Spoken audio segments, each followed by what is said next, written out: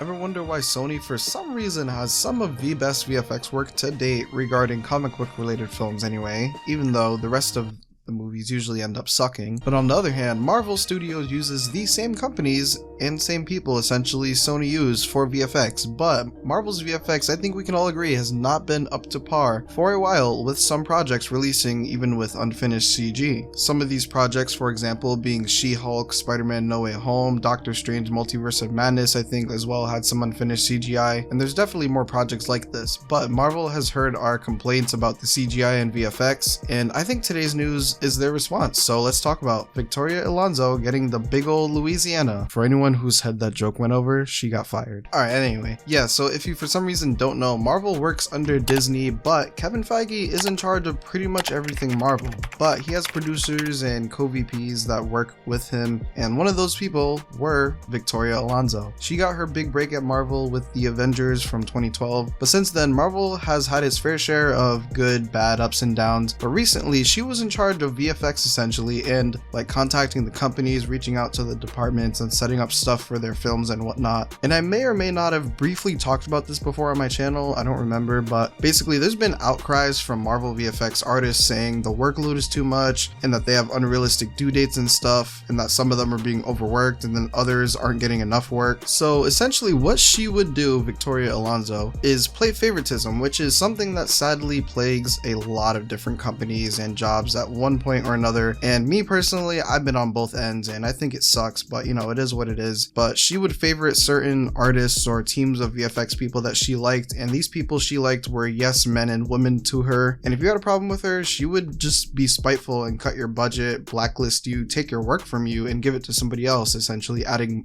on more work for others on top of the work that they already had. So basically all the VFX problems we have been hearing about and seeing for the last few years are basically this lady's fault, but as well I would say partially Kevin Feige's fault too, because Kevin Feige does approve every single shot that is put out, so partially again he can be the blame for it as well too, but I think we mainly blame Victoria Alonso for all of the shoddy VFX and CGI that we've seen the last few years in Marvel. Just due to the fact of her playing favoritism, and the way that she did it just made it so that the people she liked were overworked and they had such a huge workload that they couldn't finish everything on time just because that group of people that had an issue with her, or like, you know, whatever the case may have been. And apparently she was giving people 3 weeks to finish 3 months worth of FX, and if they didn't finish it they wouldn't be called for the next project, which is absolutely insane. Honestly, everything here like makes a lot of sense on why projects had unfinished CG by the time like the projects that had issues ended up coming out. So now who fired her?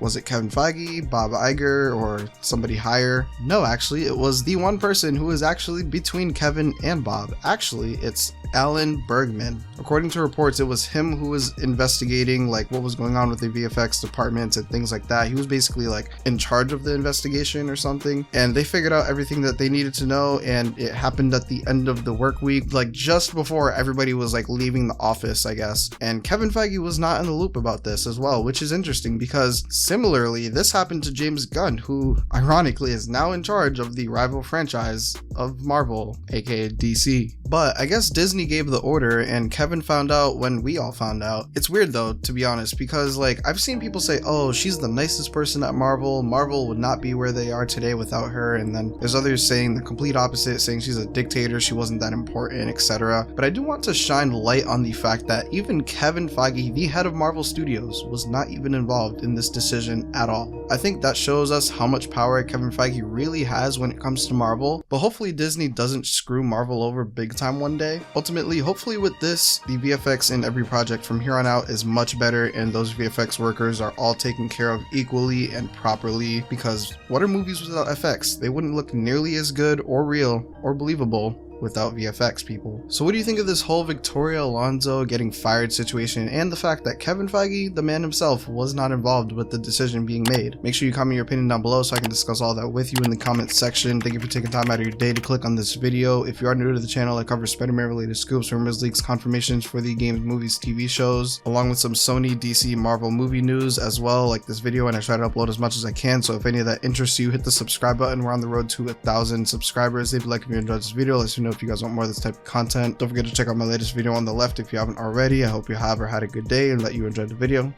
Until next time.